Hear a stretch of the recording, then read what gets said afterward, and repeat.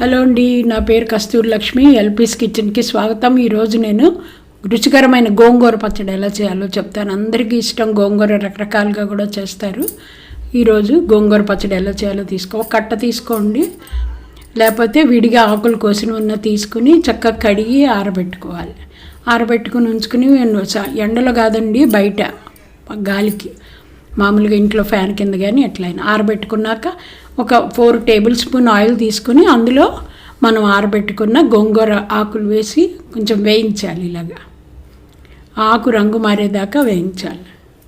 ఇలా చూడండి ఎలా వేయిస్తున్నానో అట్లా 4 టేబుల్ స్పూన్ ఆయిల్ పడుతుంది. ఆయిల్ కొంచెం ఎక్కువ వేసుకున్నా మీకు నష్టమేం లేదు, బాగుంటుంది రుచిగా. ఈ పచ్చడి అందరూ ఇష్టపడతారండి, పిల్లల నుంచి పెద్దవాళ్ళ దాకా చాలా బాగుంటుంది.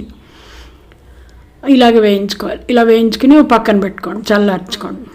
తర్వాత ఇంకో టేబుల్ స్పూన్ ఆయిల్ తీసుకుని అందులో 1 టేబుల్ స్పూన్ ఆవాలు, 1 టేబుల్ స్పూన్ మెంతులు ఇలా వేసుకుని వేయించుకోవాలి. ఎక్కువ పచ్చళ్ళలోకి ఆవాలు మెంతులు వేస్తారు, పప్పులు వేయమండి దీనిలో. తర్వాత 1/2 టేబుల్ స్పూన్ పసుపు, 1/2 టేబుల్ స్పూన్ ఇంగువతోనే ఇది చాలా బాగుంటుందండి పచ్చడి, ఇంగువతో గుమగుమలాడుతూ. తర్వాత 150 గ్రామ్స్ రెడ్ చిల్లీస్. నిలవ ఉండాలంటే రెడ్ చిల్లీస్, అప్పటికప్పుడు 2-3 రోజులకి తినాలంటే పచ్చిమిరపకాయలు వేసుకోండి. కొన్ని రోజులు ఇది నిలవ ఉంటుంది, 10-15 రోజులు అనమాట. అలా అన్నీ వేయించుకుని తడి తగలకుండా ఉంటే నిలవ ఉంటుంది. ఇలాగా పోపు వేయించుకున్నాం, మనం ఆకులు వేయించుకున్నాం.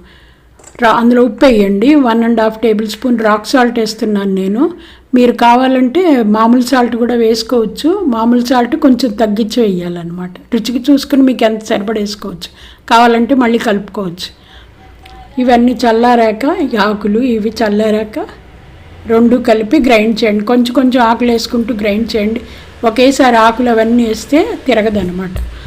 కొంచెం ఆకులు వేసి మళ్ళీ తిప్పి మళ్ళీ ఆకులు వేసుకుని అలా పచ్చడి రెడీ చేసుకోండి. అంతే, గోంగూర పచ్చడి చాలా బాగుంటుంది. ఒక జాడీలో కానీ ఒక గిన్నెలో కానీ పెట్టుకుని ఎయిట్ కంటైనర్లో రోజు పెట్టి తింటే చాలా బాగుంటుంది. పచ్చళ్ళలోకి, దోశలోకి, అన్నంలో, అన్నిట్లో దేనిలో అయినా తినొచ్చు అనమాట. మన గోంగూర చట్నీ రెడీ. ఇది చేసుకుని తిని కామెంట్స్ రూపంలో చెప్పండి ఎలా ఉందో, మీకు నచ్చిందో. Please like, share, subscribe. Thanks for watching. Thank you very much.